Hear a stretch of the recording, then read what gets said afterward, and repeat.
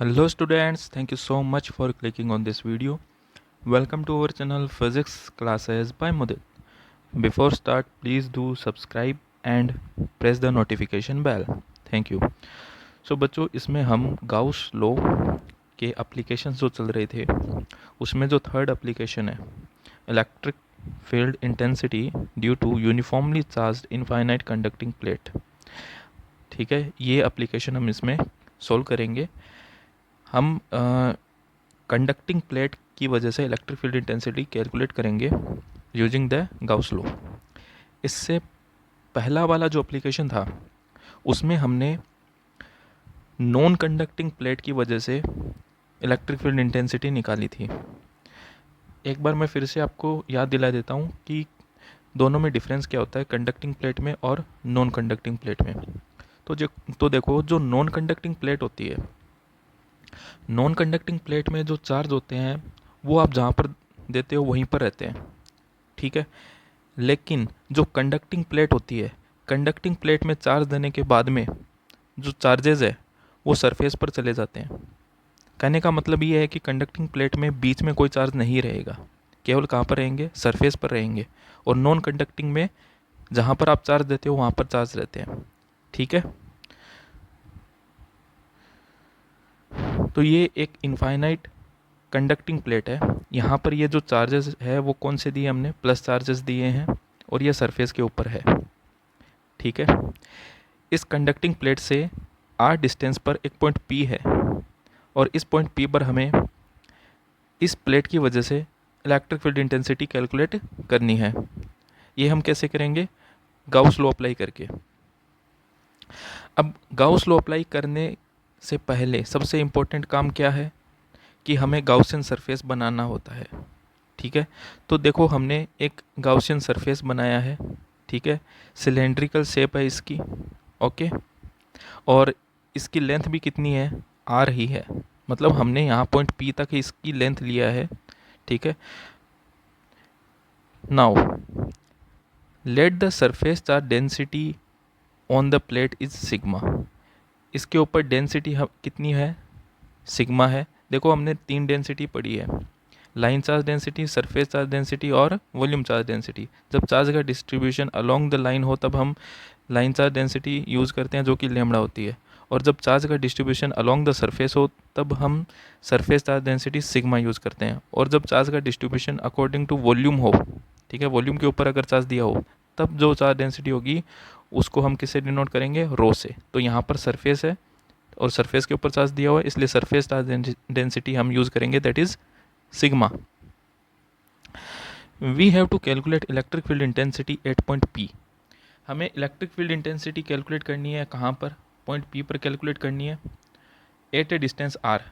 कितने डिस्टेंस पर, R distance पर। Consider a Gaussian surface cylindrical shape, length R, cross section area is S.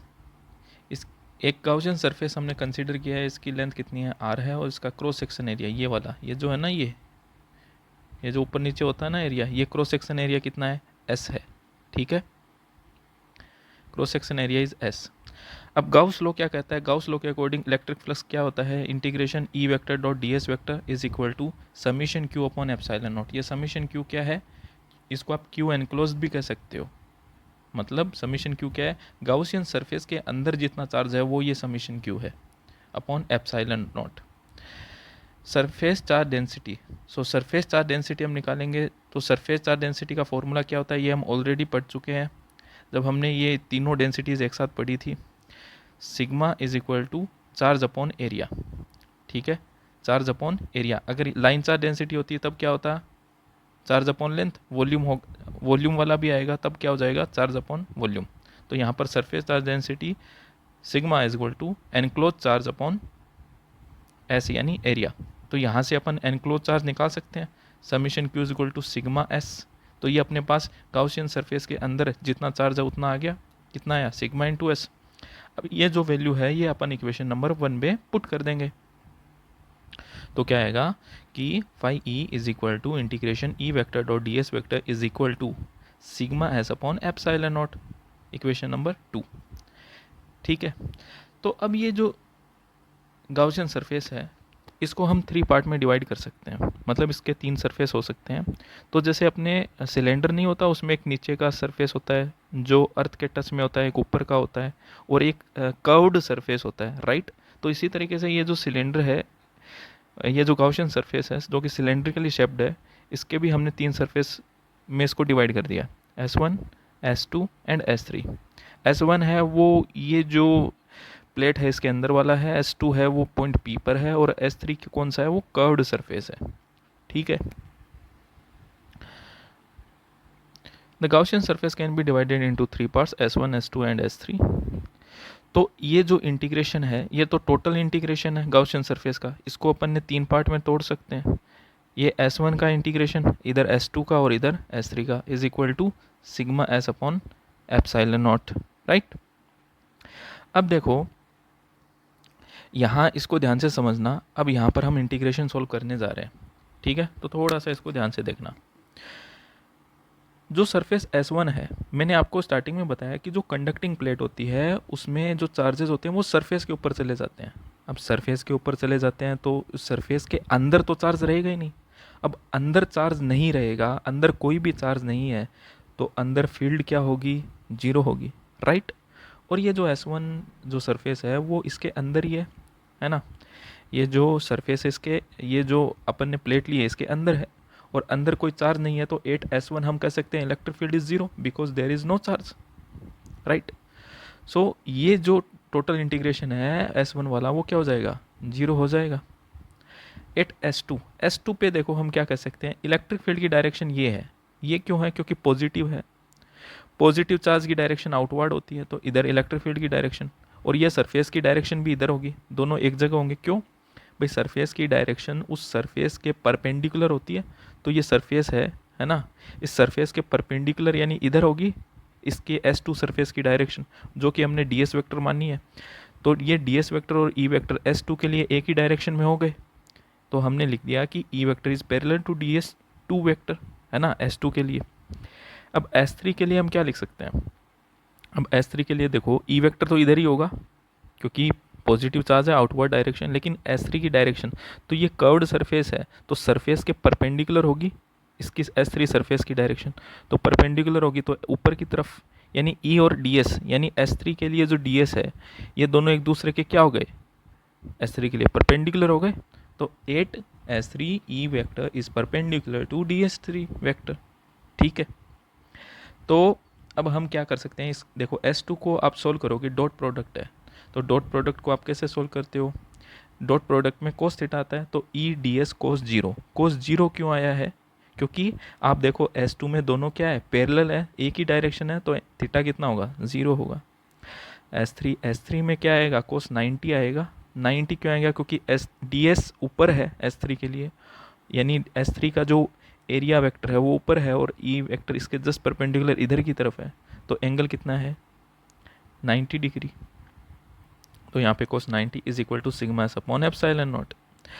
अब यहाँ पर देखो कोस 90 क्या होता है, 0 होता है, कोस 90 की वैल्यू 0 होती है, तो ये पूरा इंटीग्रेशन, ये पूरी टर्म क्या हो जाएगी, 0 हो जाएगी, केवल अपने पास एक टर्म बचेगी ये S2 वाली।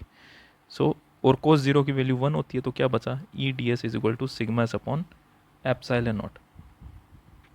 अब देखो ई का इंटीग्रेशन नहीं होगा क्योंकि ये एरिया का इंटीग्रेशन है, तो ई तो बाहर आ जाएगा, integration D S is equal to sigma S upon epsilon naught, right.